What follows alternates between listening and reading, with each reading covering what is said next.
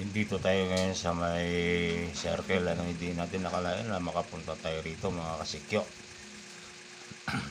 Ito, habang nag-iikot-ikot tayo, mga kasikyo, ito nakikita natin yung si Dracula. Ayun, ang polo simbahan.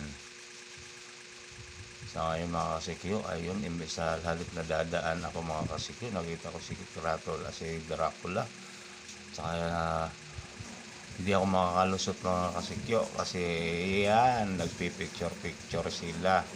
Akala ko makalusot ako.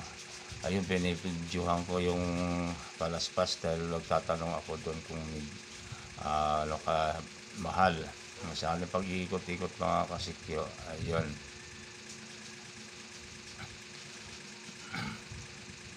binibidyohan ko si Dracula. Ayun, nakaupo.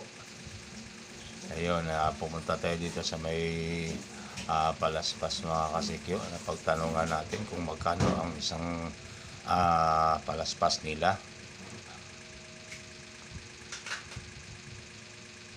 Ayun, sa gano'n nakapagtanong na po, siyempre medyo mas mahal pa kasi maaga pa, mga kasikyo.